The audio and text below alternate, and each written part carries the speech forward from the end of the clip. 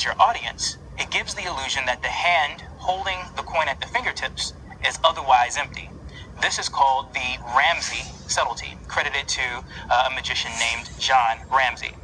And his idea, once again, was just to hold something else at the fingertips, and by showing the palm of the hand, it gives the illusion that the hand is completely empty. Now, that's how you can do this with a larger coin. Now, if you're going to use a smaller coin, it opens up another technique, and that's to use a high finger palm. That being, instead of having the coin at the base of the fingers, as we discussed just a moment ago, you would hold the coin a lot higher in the hand, between the first and the second phalange, right about here.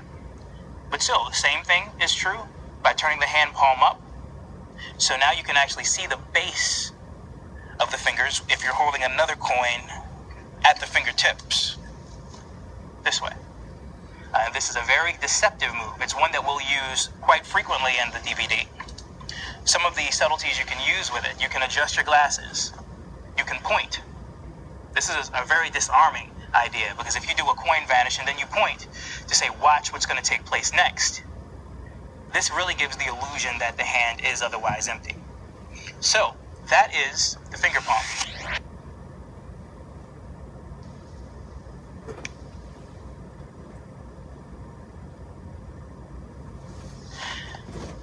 Let's talk about the classic palm. This is a concealment used to keep a coin in the palm of the hand so that you can use the thumb in all four fingers, and the coin is held close to the base of the thumb, and there are two muscles that are going to contract to keep the coin in the palm of the hand. Two things will happen. You're going to bring your pinky finger in, contract it in slightly. You're going to place your thumb, or push your thumb in slightly. You don't want to get these fingers to touch, but you do want the thumb to contract enough that this little lip, this little ledge of flesh, this area of the thumb here, or the base of the palm, pretty much wraps around the coin. Now, you're going to have to come up with the area of your hand that makes this work the best for you. But again, this creates a stop, so that as you begin to push on the coin this way, that stop keeps the coin there, and the flesh wraps around the coin slightly. This way. Now, you don't want your thumb to come in too far. You don't want your pinky to cock in too far back this way. But you do want to get comfortable enough that you can turn the hand palm down without the coin falling to the floor. Now, to talk about how lightly you want to grip the coin, it should be the case that if you just tap the back of the hand, the coin will fall. That's how lightly you want the coin to be held. So once more, thumb and the pinky contract slightly to keep the coin there. And once again, where you hold the coin, how deep or how shallow, how far towards the thumb, how far towards the pinky finger side of the hand, will all be dependent on the size of the coin you're using and your hand size. But once you find a spot that feels best for you, you'll be able to grab the coin, turn the hand palm down. Now, it's very important that you don't look arthritic when doing this, which is very easy, because people have the natural tendency to feel as if the coin is going to slip. So they want to bring the pinky finger and the thumb closer together, and you get this. Yeah, anyway, so this is not what you want. So once again, going back to the same way we discussed with the finger palm, when the hand is at rest, simply curl the fingers in. Thumb down loosely, contracting just enough to keep the coin there. Now, you can display the fingers, you can brush things off the table, you can pick objects up. Now you have this complete freedom.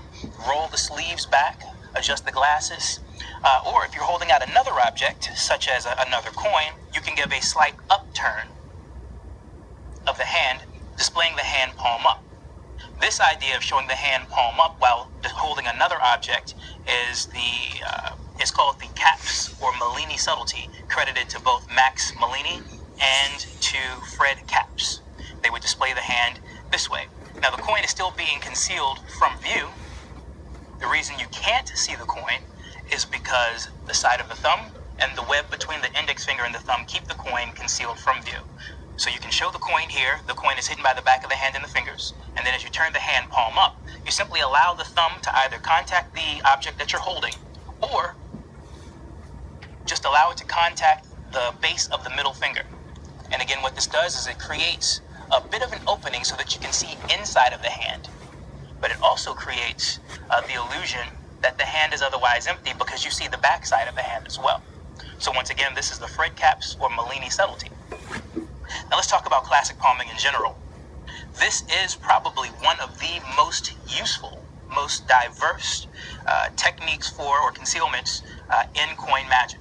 It's also one of the most difficult to learn. It's extremely important that you practice this particular technique daily.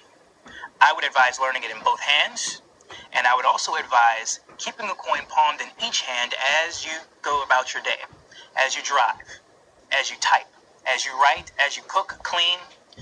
Make sure you keep a coin in palm. That's the only way to become proficient with this concealment. Again, doing it in both hands also is very useful. The ultimate goal is to have the coin in palm for so long that you forget that the coin is even there. Because what will take place is you'll stop thinking about keeping the thumb and pinky fingers moving in towards one another to keep the coin there, because you're extending the hand, you're putting the hand to use, and you're learning the right amount of pressure to keep the coin in that grip. So now that we've talked about that, let's move on to the next thing. So now that you have a basic understanding of the classic palm itself, let's discuss how to hold out more than one coin. Let's say you have some coins in your pocket that you need classic palmed in the context of an effect. What you can do is hold the coins between your index finger and your ring finger on one edge, the middle finger and the thumb on the other edge. If you take your middle finger, curl it under this way, and let go of your thumb, you're going to rotate the coins into the classic palm position, being held with the middle finger, and then you squeeze to get all four coins into classic palm. Let's go over that one more time. All four coins held between the index finger and the ring finger, middle finger and the thumb. The ring finger curls in, the thumb releases until you're in this position. You classic palm all four coins. Now, to get the coins to drop one at a time in the context of a routine, there are two things you can do. Either you can leave the coins stepped like this in a solid column and allow the coins to fall one at a time. Another thing you can do is step the coins so that the coin that's closest, the furthest away from the palm, is actually closest to the wrist. And by leaving the coins in this stepped configuration, you're able to, by turning the hand palm down and allowing the coins to fall, simply by opening or releasing the tension with the thumb muscle. And they simply fall one coin at a time. So that's how to get one coin to fall from classic palm at a time. We'll go over some context a little bit later on. Let's talk about another concealment, something that's just as versatile as the classic palm, but it does have a slight trade-off, which we'll discuss. It's called the thumb palm. You're able to show the hand empty. However, you do have a coin concealed between the thumb and the side of the hand. So let's talk about how to get into the thumb palm. You'll start off with a coin held at the tips of the index finger and the middle finger. As you turn the hand palm down, you simply allow the coin to rotate with those fingers. A bit of the coin is going to be exposed so that you can actually place the coin in a position where the thumb can clip it, squeezing it tightly. I'm leaving this exposed so you can see what's going on, so that you can extend the other fingers and the coin will remain there. But you want it in such a way that the coin is hidden from view here. Of course, it's going to be completely exposed from the underside. So once more, from here to here.